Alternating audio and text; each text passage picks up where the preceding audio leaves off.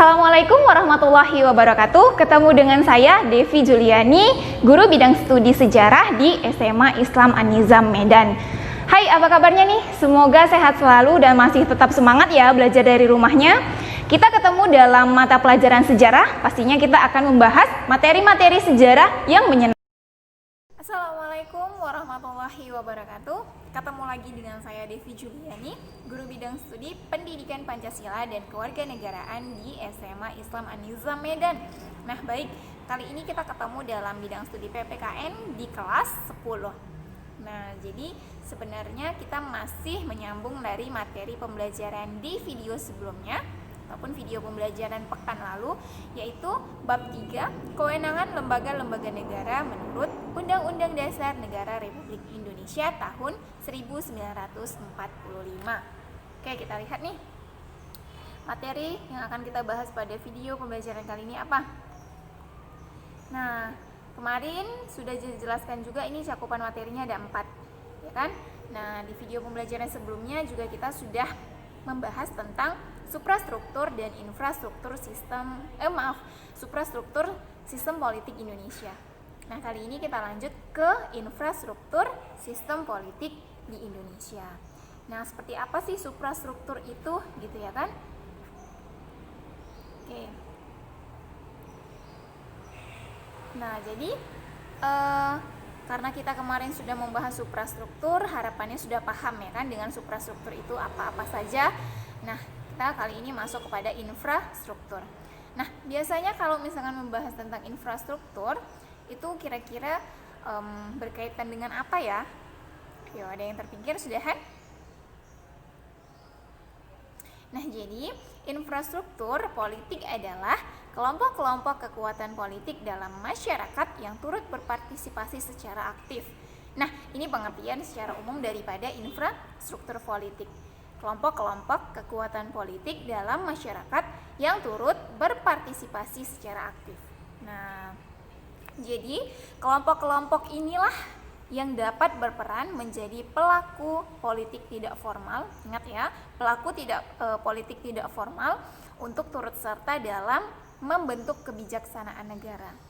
Nah, infrastruktur politik di Indonesia itu meliputi keseluruhan kebutuhan yang diperlukan dalam bidang politik dalam rangka pelaksanaan tugas-tugas yang berkaitan dengan proses pemerintahan negara. Nah, nanti kita akan lihat juga kira-kira infrastruktur politik di Indonesia itu mencakup apa-apa saja. Gitu. Kira-kira apa sih contoh dari infrastruktur politik sistem politik di Indonesia? Nah, ini tadi pengertian dari infrastruktur dan pemaparan tentang kelompok-kelompok yang dimaksud dalam pengertian infrastruktur tersebut. Oke, kita lanjut. Nah, jadi pada dasarnya organisasi-organisasi atau maksudnya kelompok-kelompok tadi yang tidak termasuk dalam birokrasi pemerintahan merupakan kekuatan infrastruktur politik. Ingat ya, yang dia di luar daripada birokrasi pemerintahan. Dengan kata lain, setiap organisasi non-pemerintahan ataupun non-government itu termasuk kekuatan infrastruktur politik. Di Indonesia banyak sekali organisasi atau kelompok yang menjadi kekuatan infrastruktur politik. Ada banyak organisasi-organisasi ataupun kelompok masyarakat yang di luar daripada birokrasi pemerintahan. Nah, biasanya kalau kita sebut itu bisa termasuk salah satunya kayak seperti NGOP gitu ya kan. Nah, dan lain sebagainya masih banyak. Nanti kita akan lihat. Nah, kemudian kita lanjut akan tetapi jika diklasifikasikan terdapat 6 kekuatan. Nah, jadi kalau diklasifikasikan itu terdapat 4 kekuatan. Jadi 4 ini apa-apa saja. Oke, kita lihat. Yang pertama, itu ada partai politik. Nah, ternyata partai politik ini termasuk ke dalam infrastruktur sistem politik ataupun infrastruktur politik di Indonesia. Nah, karena partai politik adalah organisasi politik yang dibentuk oleh sekelompok warga negara Indonesia secara sukarela atas dasar persamaan kehendak dan cita-cita untuk memperjuangkan kepentingan anggota masyarakat, bangsa, dan negara. Nah, melalui apa? Melalui pemilihan umum. Jadi, partai politik ini adalah kelompok di luar daripada birokrasi pemerintahan. Tetapi disinilah dididik ataupun dibentuk orang-orang yang nantinya akan masuk kepada pemerintahan. Pastinya paham ya. Oke, jadi pendirian partai politik itu biasanya didorong adanya persamaan kepentingan, kemudian persamaan cita-cita politik dan persamaan keyakinan keagamaan. Ayo, ada berapa banyak partai politik yang ada di Indonesia? Udah banyak banget ya kan? Dari yang memang dianya besar, partai politik besar yang mendominasi sampai kepada partai-partai yang tidak terlalu familiar ataupun tidak terlalu banyak dikenal oleh masyarakat secara keseluruhan, misal seperti itu ya. Nah, contohnya saja kita bisa lihat nih, bentar lagi ya kan musim pemilihan kepala daerah ataupun pilkada. Nah, ada banyak bendera-bendera dari partai politik yang berjajaran di jalanan-jalanan, ya kan? Nah, bisa dilihat kira-kira partai politik apa saja. Nah, nanti boleh dicari ataupun dilihat di sekeliling kita apakah sudah ada atau belum partai politik, bendera partai politik yang terpasang gitu ya. Nah, jadi nanti kita sebenarnya bisa belajar daripada keseharian kita ya kan, dengan melihat baliho-baliho gitu ya kan. Nah, di situ kan ada keterangan partai pengusungnya. Tuh. Oke, kita lanjut.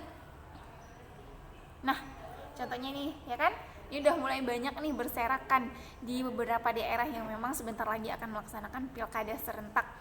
Nah, kalau misalkan itu kuning biasanya identik dengan Partai Golkar, kemudian ada Nasdem ya kan, ada PDIP, nah kemudian ada PKS dan lain sebagainya. Itu adalah termasuk ke dalam partai politik yang ada di Indonesia. Nah, jadi partai politik itu merupakan salah satu pendidikan politik bagi masyarakat. Jadi melalui partai politik inilah dulu kita bisa mendapatkan yang namanya pendidikan politik bagi masyarakat. Nah, makanya orang-orang yang terjun ke partai politik tersebut pasti paham apa itu politik dan bagaimana perannya di dalam partai politik tersebut. Oke, paham ya? Untuk poin yang pertama yaitu partai politik. Kita lanjut. Nah, yang kedua itu ada kelompok kepentingan atau interest group. Nah, kelompok kepentingan ini apa? Nah, kelompok kepentingan yaitu kelompok yang mempunyai kepentingan terhadap kebijakan politik negara. Kelompok kepentingan itu bisa menghimpun atau mengeluarkan dana dan tenaganya untuk melaksanakan tindakan politik yang biasanya berada di luar tugas partai politik. Nah, ingat ya, di luar tugas dari partai politik. Nah, jadi seringkali kelompok kepentingan tadi itu bergandengan erat dengan salah satu partai politik dan keberadaannya bersifat independen atau mandiri. Nah, masih ada lanjutannya. Jadi untuk mewujudkan tujuannya, tidak menutup kemungkinan kelompok kepentingan ini dapat melakukan negosiasi dan mencari dukungan kepada masyarakat perseorangan ataupun kelompok masyarakat. Nah, contoh dari kelompok kepentingan ini, yang pertama itu seperti elit politik. Nah, lalu ada pembayar pajak, kemudian ada serikat dagang. Banyak ya kita tahu serikat-serikat dagang, kemudian lembaga swadaya masyarakat, LSM itu banyak sekali di Indonesia. Silakan nanti bisa cari contoh LSM yang ada di Indonesia. Kemudian serikat buruh. Nah, jadi serikat buruh juga memiliki yang namanya serikat kelompok daripada orang-orang yang tergabung ke dalam ataupun yang disebut dengan buruh gitu ya kan, dan lain sebagainya. Ada banyak kelompok kepentingan yang ada di Indonesia.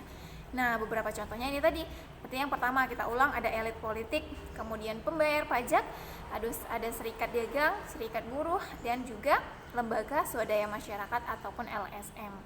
Nah, ini adalah bagian daripada infrastruktur politik itu sendiri.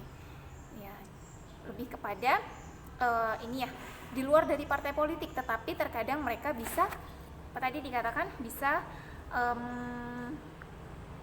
bergandengan erat dengan salah satu partai politik. Gitu. Tapi memang tindakan politiknya itu berada di luar tugas partai politik itu tadi.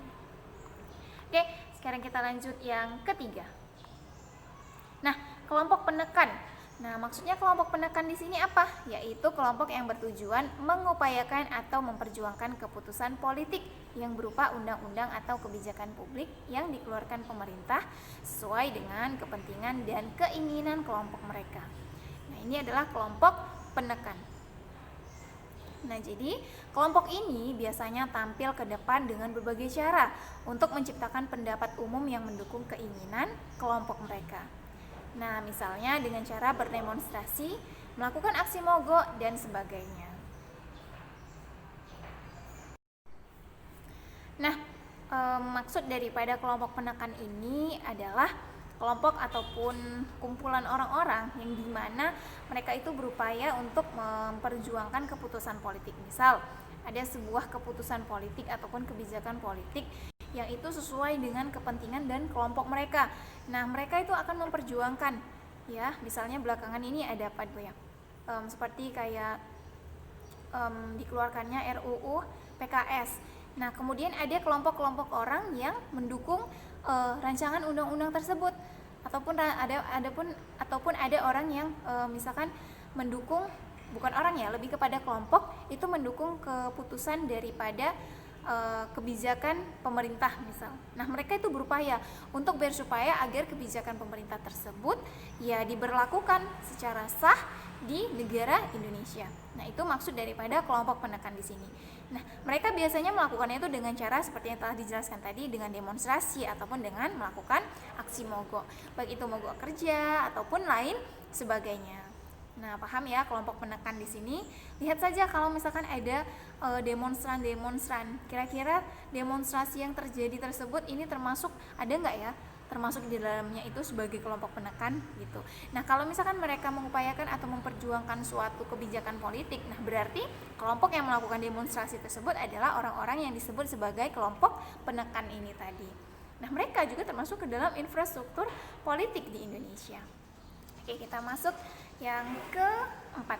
Yang terakhir nih, media komunikasi politik.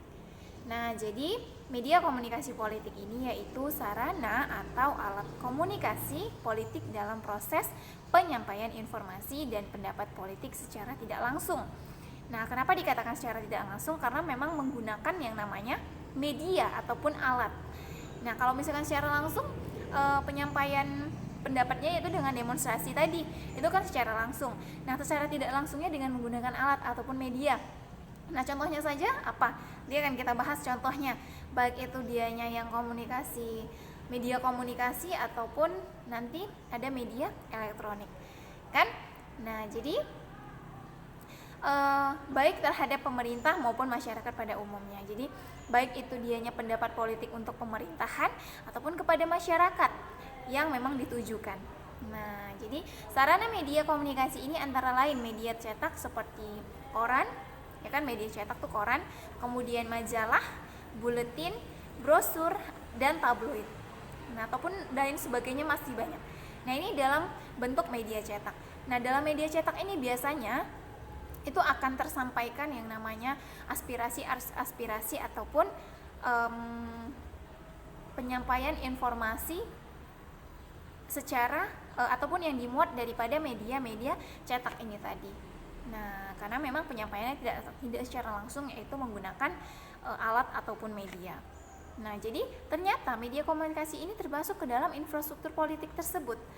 Nah, karena memang dia alat yang digunakan untuk proses penyampaian informasi, gitu kan?